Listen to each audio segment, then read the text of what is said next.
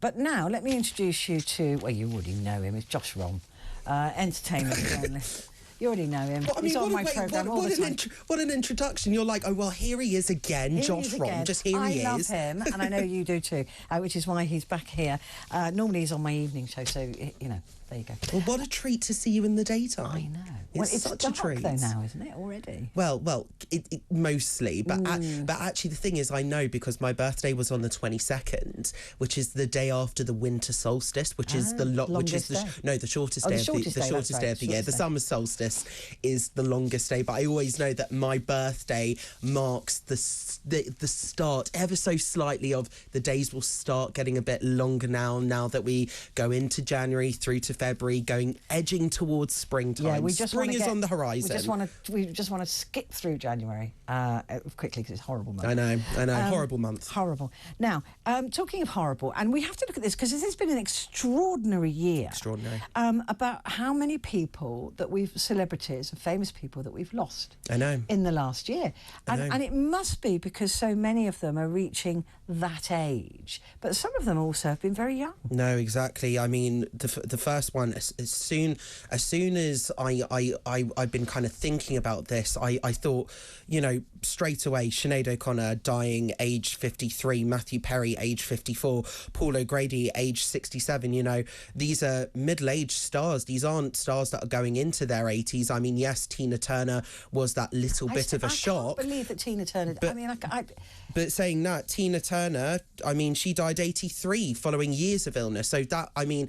It wasn't it was a shock when she died. It was one of those stars where you took a sharp intake of breath. She was such a legendary artist. And but always looked so fit. I mean, those legs to die. I mean, just the powerhouse performances. That voice was incredible. Those legs were incredible. The way in which she moved was incredible. I mean, that's the thing. Tina was just such a legend, such a powerhouse. She seemed to have such energy right up until the day in which she died, it seemed like. And that's the thing. There were just so many stars this year where it was almost like a complete shock. I mean, Paul O'Grady, I think that was we lost a real national treasure there, didn't we? Oh, we did, yeah. And people loved him because of the programmes like The Love of Dogs and things like that. But of course, I remember him as Lily Savage. Oh, of course. Well, who doesn't remember him as Lily Savage? I mean, there's a whole generation, Josh, that have never heard of Lily Savage. I mean, I find it... I mean, even as a 90s baby, I find that shocking because, I mean, yes, I know he dropped the character in the 2000s, and that's when he started coming into his own as Paul O'Grady when he hosted the Paul O'Grady show, and then he hosted Blind Date and Blankety Blank and all of those shows. But the Lily Savage character, I mean, I remember The Big Breakfast, you know, Lily Live. I mean, even in Blankety Blank, he still hosted that as Lily Savage. So, Brilliant I mean, it was just, I mean... And actually, one has all of these conversations around drag queens now and drag queen story times, but one also has to remember when it comes to those debates that people like me have grown up watching the likes of Lily Savage Lily Savage opened the door. There's no doubt. No, but also pantomime dames and all of that sort of stuff. You know, drag culture has been, you know, in the pop culture zeitgeist now for generations. It's just now that with the introduction of the likes of RuPaul's Drag Race, where it's now crossed over properly into the mainstream, and we're seeing this kind of real emergence of this kind of not mini culture, but this kind of side culture really coming through now. And with the kind of almost divisiveness of politics, that's where we're now kind of seeing this shift. But one has to remember that because of the likes of the Paul O'Grady as Lily Savage, that has been around for generations. And, you know, when one looks at the career of Paul O'Grady, one almost has to, you know, look at it as he walked so others now could run. Yeah, exactly. And he pioneered that and he was a art lovely man for generations. Well. A sweet man, and Battersea Dogs Home have named its veterinary hospital after him. Well, I mean, he was an ambassador for the home. He was named an ambassador. He became that in 2012, and he also became a patron of Orgranton Appeal UK in October of 2015. So, you know, what he's only done for animal welfare has been absolutely extraordinary, both both, not just through his programs For the Love of Dogs and not just the Animal Orphans programs that we've seen, but he really put his money where his mouth is and really wanted to go that extra mile with his activism in that way. And of course, controversially, he was left Radio 2 when they were. He wouldn't share his show. Good thing too. Sorry, well done, Paul, for that. Yeah, and that was the start of the beginning of the, an exodus of proper favourite Radio 2 presenters leaving, but he wouldn't tolerate it. He didn't want to do week on, week off. With who was it that he was supposed to be swapping with? It was I do know this. It's going to absolutely bug me. Yeah, we'll find. Blonde Rob Beckett, wasn't it? Rob Beckett. It was Well Rob Beckett. There we go. Just came to me. Yeah. But that's the thing. Good for him. But also, I mean, a real shocking death, actually. And for all my Irish friends that are listening, of course, Sinead O'Connor dying in July, age 53. Her cause of death is still unknown. Of course, known for the 1990s hit "Nothing Compares to You." But what an artist she was. And I actually, she described herself as a protest artist, and she was a real cultural icon, very different to Paul O'Grady. Paul O'Grady was beloved. Sinead O'Connor was very divisive. I mean, I know she drew attention to a lot of worthwhile causes like racism, child abuse, human rights, organised religion, women's rights as well. But she converted to Islam. She did. Well. She converted to Islam. I mean, and also we look back at her career. Nominated for 7 Grammy Awards, winning Best Alternative Music Performance in 1991. She won 3 MTV Video Music Awards in 1990. She was nominated twice at the Brits for International Solo Artist. She won that award in 1991. But of course, she was no stranger to controversy either. Of course, there was the famous incident on SNL, Saturday Night Live, in 1992. She was performing 2 songs. She performed Nothing Compares to You, and then she performed an acoustic version of Bob Marley's War.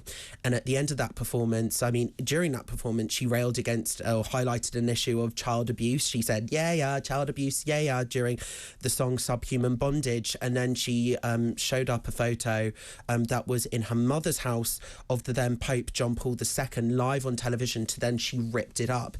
And there's a very funny story afterwards, because there was then a concert, a tribute concert to Bob Dylan celebrating his 30th anniversary. It was at Madison Square Garden just weeks later. And, she was a very controversial figure in the US. That performance of Saturday Night Live raised eyebrows, to say the least. There was a real backlash against her. About all the young children that have been abused within the Catholic religion. Of course she was. It was a very worthwhile cause, but at the time that wasn't so widely known as it is now. So people saw her ripping up the photo of the Pope as a sign of disrespect. And so when she appeared at this Bob Dylan tribute in Madison Square Garden weeks later, she was greeted by a thunderous round of boos. So instead of performing the song that she was due to perform, she then performed a screaming version of Bob Marley's War that she performed on Saturday Night Live, and then stormed off the stage then. But that was, admire that. I mean, one has to admire that, the courage that it took to do that. She was almost one of the first, dare I say, almost,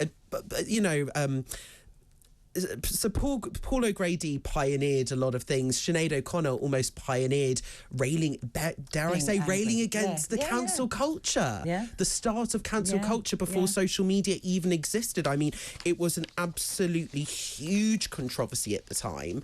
So, I mean, and that's the thing, I know she was divisive. I know a lot of the issues, she might have rubbed people up the wrong way. And she was famous for not getting on with Prince, even though Prince wrote the song Nothing Compares to You, and then she was the one that actually made it famous. But she and Prince famously didn't get on at all, and I know she rubbed up people the wrong way, but her achievements in music do speak for themselves, and she cemented herself in pop culture for the true protest artist that she was. Matthew Perry, this was shocking but not surprising. Shocking but not surprising. I think fans of Friends knew when they saw the reunion episode in 2021, he didn't look quite right in that episode. He didn't appear as his usual self in that episode. Of course, known for that worldwide sitcom playing Chandler Bing all throughout the 1990s and the noughties. I mean, his addictions and his struggles, his health struggles, were very widely known. You know, even at the age of 24, he was the youngest member of the Friends cast at the age of 24 in 1994, but he was already an alcoholic by the age of 14. He became addicted to paracetamol after a jet ski accident in 1997. Even his Friends castmates tried to stage an intervention after he would appear drunk and maybe even high on set. He even paused production of Friends for 2 months in February of 2001 to seek treatment. He nearly died in 2018 after his colon burst. That was from years of opioid abuse. Doctors said at the time that he had a 2% chance of survival. It was estimated in 2022 that he had spent $9 million on his addiction. So, you know, these were, when he died, it was shocking. And again, sharp intake of breath. He died at the age of 54 in October, on the 28th of that month this year. But again, everyone had known he was very public, or at least it was public knowledge about his health struggles all throughout the years. But again, you know, we look back, he is almost a legend. I would say almost. He is a legend in his own right. Nominated for a Golden Globe in 2007, 5 Primetime Emmy Awards, 8 Screen Actors Guild Awards alongside the ensemble for the cast of Friends. They won together in 1996. You know, at one time, him and his Friends co-stars, they became such a success all throughout the world, such global icons, that they were charging $1 million per episode. And if you think how many episodes of Friends were made throughout the years, I mean, they must have earned an absolute fortune. It's sad though, because we're hearing more about those weeks and months before his death, and it appears that he wasn't quite as clean as despite undergoing rehab. The cause of death has been named acute effects of ketamine. So it appears, we can't say it for sure, but it appears that he was doing other drugs. He wasn't as clean as we all thought he was. It is a real shame. And also the amount of people that pay tribute to him, not just his Friends co-stars, but people all throughout the industry, people like Gwyneth Paltrow that he performed with in London back in the 90s on stage. You know, so many of the Hollywood elite, should I say, paying tribute to him. I mean, it was a shocking death. Someone that wasn't so shocking, but I think just as sad, was the late, great Glenda Jackson when she died as well. Because she was controversial. She turned to politics in later life. I mean, her career was really quite extraordinary, because I mean, throughout the 1960s and the early 70s, she was what we look at likes of Emma Stone and Rachel Weisz now. You know, that was her then. She won 2 Academy Awards for Woman in Love in 1970 and A Touch of Class in 1973. Nominated for 2 more. She won 2 BAFTAs in 1979. Nominated for 4 more. The second BAFTA she won was actually in 2019.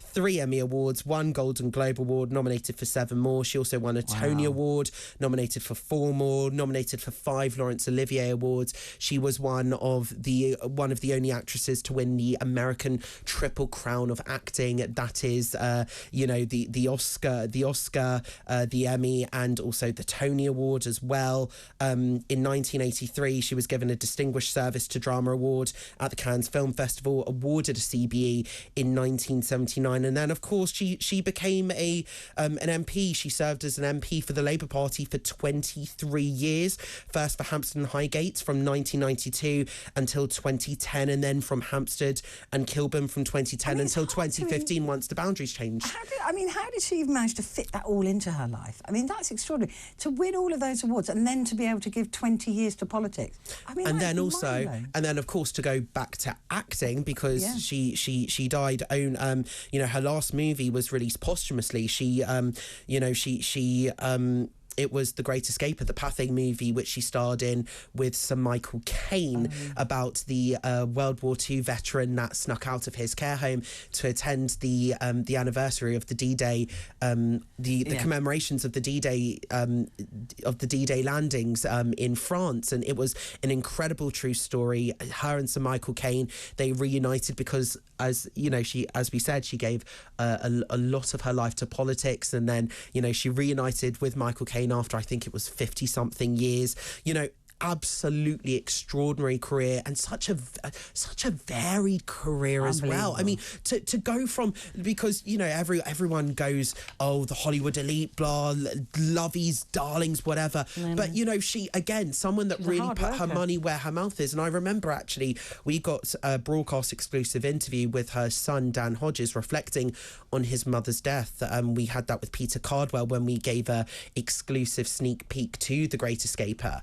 And I asked Dan at the time, you know, what was she most proud of? Was she proud of her incredible acting career, or did she really, was her true calling politics? And it was very interesting, because Dan said, you know, there came a time when she was returning to acting, and after surviving decades in Parliament, she looked at her son and said, I don't know if I can do this anymore. Can I do this? Do you think will I be okay to do this? And he said, oh, don't be ridiculous, Mum. You've been in Parliament for years, and you know, you're a celebrated actress. It's like riding a bike. And I can say with that movie, it truly was, and she gave an absolutely sublime performance. I haven't seen that yet. Must see that.